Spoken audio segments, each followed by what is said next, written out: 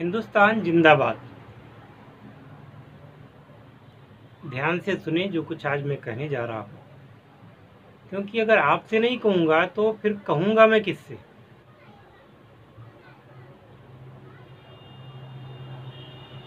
हो सकता है कि आप मुझसे सहमत हों, हो सकता है कि आप मुझसे सहमत न हों, पर सच्चाई से तो मुख मोड़ा नहीं जा सकता। आज मैं बताने जा रहा हूँ कि भारतवर्ष जो कि वीर शिरोमणि था, जो कि विश्व में अन्यतम था, यहाँ की बहादुरी की आज भी कोई काट नहीं है। फिर हम गुलाम कैसे हुए? भारत में आक्रमण होना कोई नई बात नहीं है, ये बहुत पुराने से आक्रमण होते रहे हैं। कनिष्क के समय से आक्रमण होते रहे हैं भारत में। जब जो शक, हूण इत्यादि आए, उस समय से भारत पे आक्रमण हुआ, परंतु वो शक थे, हूण थे, ये सभी के सभी भारत की सभ्यता में रच पच गए। भारत की सभ्यता को उन्होंने स्वीकार किया और कनिष्क तो एक ऐसा राजा हुआ जिसने भारत की जनता का इतना अच्छे तरीके से पालन किया कि लोग ये भूल गए कि वह विदेश से आया था। यानी कि भारत की माटी में ही कुछ ऐसा है कि जो भी आता है वो यहाँ का होके रह जाता है। परंतु इस बात को झुठला दिया गया बाद में, वो भी मैं बताऊंगा आपको। मैं वहाँ से बताता हूँ कि भारत में आक्रमण हुए ही क्यों। भारत में जब हम इतने सक्षम थे और जब मौर्य वंश का शासन था,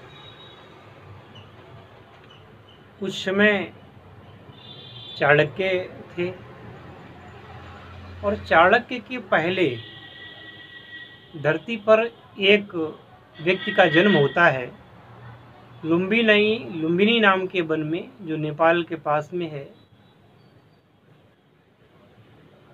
पिता का नाम शुद्धोधन था और माँ का नाम महामाया। जी हाँ, मैं ही उसी सिद्धार्थ की बात कर रहा हूँ जिसे बाद में लोगों ने गौतम बुद्ध, भगवान बुद्ध और लाइट ऑफ एशिया और जाने क्या क्या कहा। लेकिन भारत को गुलाम बनाने का जिम्मेदार यही व्यक्ति है। यह व्यक्ति अपने जीवन में तो सफल नहीं हुआ। अपने जीवन में इसने कायरतापूर्ण कार्य किया। एक राजा का लड़का था और इसे आगे राजा बनना था, लेकिन यह बचपन से ही कुछ कमजोर दिमाग का था।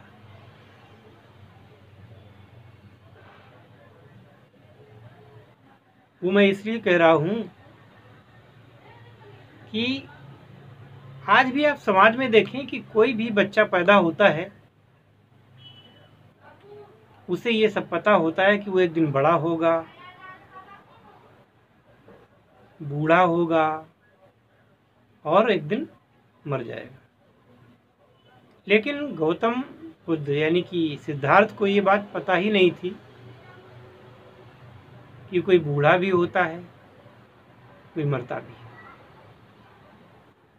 आखिरकार वह जब बड़ा हुआ होगा तो उसको अपनी तो याद होगी कि मैं छोटा हूँ, फिर बड़ा हुआ, अब मैं जवान हुआ, फिर उसका विवाह हुआ, विवाह के बाद उससे बच्चा पैदा हुआ। ये बात क्या उसे पता नहीं थी, सब कुछ पता थी, पर कहानीकारों ने कहानियां गढ़ने में उनको मजा आता है। उन्होंने कहा कि नहीं, उसको पता नहीं था, और जब उसने वृद्ध व्यक्ति को देखा तो बड़ा उसे संताप हुआ, और जब उसने एक मृत व्यक्ति को देखा तो बड़ा कष्ट हुआ, और उसने पूछा कि क्या मैं भी एक दिन मर जाऊंगा। तो नौकरों ने कहा कि हम आप क्या, सभी लोग मरते हैं एक दिन। बस उसने रात को अपनी पत्नी को और दुधमुए बच्चे को छोड़ करके भाग जाता है।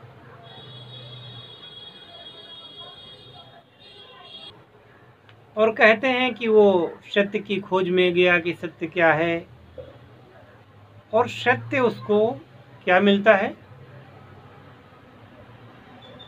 कई ब्राह्मण भी उनके साथ में तपस्या कर रहे थे, तपस्या की, घनघोर तपस्या की, और अंत में उनको क्या बुद्धत्व जिसे कहते हैं वो प्राप्त हुआ। बुद्धत्व क्या प्राप्त हुआ कि शरीर को तप में गलाने से कोई फायदा नहीं है, सिद्धियां होती ही नहीं हैं, यानी कि वो व्यक्ति सिद्ध भी नहीं हो पाया था।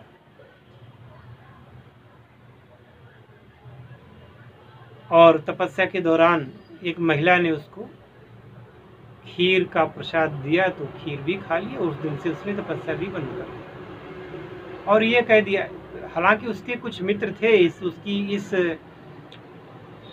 बात से नाराज होकर के उसे छोड़कर भी चले गए थे, ये भ्रष्ट हो गया है, लेकिन उसको उन्होंने बुद्धत्व का नाम दिया कि मुझे बुद्धि आ गई है, यानी कि अभी तक वो बुद्धि उनको नहीं थी। अब आगे चल करके इनका जीवन दर्शन ही कुछ अलग हो जाता है। एक बौद्ध को मानने वाले परिवार में मैं गया, मुझे पता नहीं था, तो उनके यहाँ एक कैलेंडर टंगा हुआ था, उसमें लिखा था बुद्ध धर्म की 10 शिक्षाएं। और यकीन मानिए कि जीवन में मैंने इस प्रकार से कभी पढ़ा नहीं था। मुझे भी पढ़ाया गया था कि भगवान बुद्ध बहुत महान थे, भगवान बुद्ध बहुत ज्ञानी थे, और ऐसे थे वैसे थे, परंतु बुद्ध के बारे में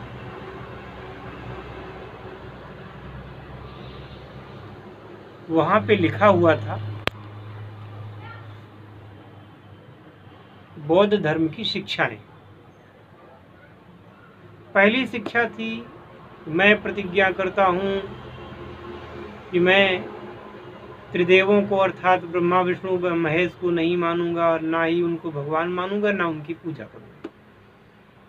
दूसरा वाक्य लिखा था कि मैं त्रिदेवों के अवतारों को नहीं मानूंगा, जैसे राम और कृष्ण, ना ही उनकी पूजा करूंगा। तीसरा, पढ़ने की मेरी हिम्मत नहीं हुई। इसी प्रकार से बकवास बातें 10 के लगभग उसमें लिखी हुई थी। मुझे इतनी घृणा हो गई कि मैंने फिर आगे उसको पढ़ाई नहीं। एक तरफ वो कहते हैं कि मैं पूर्व जन्म में राम था, यशोधरा सीता थी। दूसरी तरफ आजकल के जो लोग हैं वो कहते हैं कि बुद्ध कोई अवतार नहीं थे। कुछ लोगों का कथन है कि बुद्ध भगवान विष्णु के अवतार थे, और वो लोगों को वेद मार्ग से च्युत करने के लिए आए थे, कि कुछ गलत लोगों को भी वेदों का ज्ञान हो गया था, तो उनको वहाँ से भटकाने के लिए आए थे। तरह तरह की बातें। वो जो भी है, मैं आपको बताना चाहता हूँ कि बुद्ध देश को गुलाम कराने में कैसे सहायक हुए। बुद्ध ने अपनी स्त्री तो त्यागी ही, अपने बच्चे को तो त्यागा ही। कालांतर में उन्होंने जहाँ जहाँ भी गए तो लोगों को बौद्ध भिक्षु बनाया। बौद्ध भिक्षुणी बनाया, यानी अच्छे खासे आदमी को कायर बना दिया, जीवन से भागने की शिक्षा दे दी। जो आदमी अच्छा खासा कमा खा रहा था, बाल बच्चे पाल रहा था, उसको इन्होंने भिक्षु बनने की शिक्षा दे दी कि जीवन में कुछ नहीं है और आप सभी भिक्षु बन जाए। भिक्षु बने, भिक्षुणी बनी। ब्रह्मचर्य का इतना अतिरेक कर दिया कि बोले कि स्त्रियों को त्यागो, स्त्री पाप की जड़ है। बहुत सारे मूर्ख लोगों ने उनका अनुसरण किया, जो अकल से पैदल लोग थे उन्होंने उनका अनुसरण किया और स्त्रियों को त्याग दिया, विवाह करने बंद कर दिए। बहुत सारे युवकों ने विवाह नहीं किए, केवल भीख मांगना और खाना ये उनका रहा। बुद्ध ने एक पाप और किया। एक शिष्य ने पूछा कि भगवान, अगर भूख लगी हो, मरे जा रहे हो, तो क्या करना चाहिए? तो बुद्ध ने ऐसे ही तीर और तुक्का ऐसे ही कह दिया, वो तीर का तुक्का लग गया।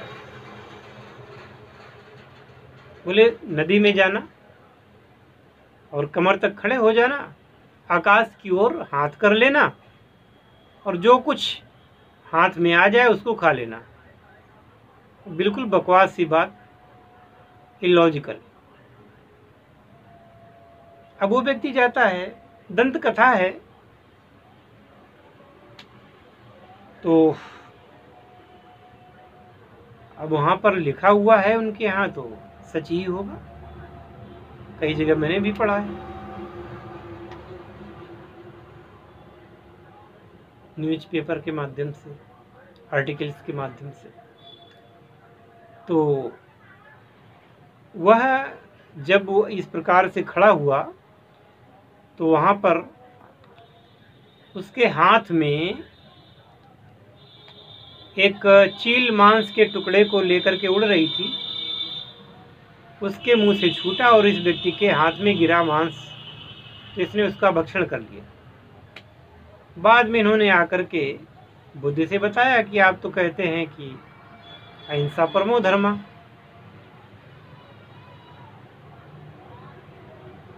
मुझे भूख लगी थी, इस प्रकार से मांस प्राप्त हुआ, मैंने खा लिया। बुद्ध बोले कोई बुराई नहीं है, आप खा सकते हैं इस प्रकार से, आपने न मारा हो। यह चीज कालांतर में इतनी बुरी बनी कि जो सत्य और अहिंसा का उन्होंने प्रैक्टिकल दिया था वो बेकार हो गया। लोग क्या करते हैं, भाई हम भगवान बुद्ध के अनुयायी हैं, हम जानवर को मारेंगे नहीं, लेकिन हम बाजार से खरीद करके मांस खा लेंगे। इस प्रकार की उन्होंने गलत बात समाज में प्रचारित कर दी। अब वो चलते चलते आज तो वो काट के खाते हैं, काट के भी खाने लगे हैं, और बुद्ध भी हैं, वो बौद्ध भी हैं। और जो स्त्रियों को त्यागने का उन्होंने शुरू किया था, वह स्त्रियां बाद में जब यवनों का आक्रमण हुए, उस समय मुस्लिम धर्म नहीं था, यवन कहते थे उनको, यवन के आक्रमण होते थे।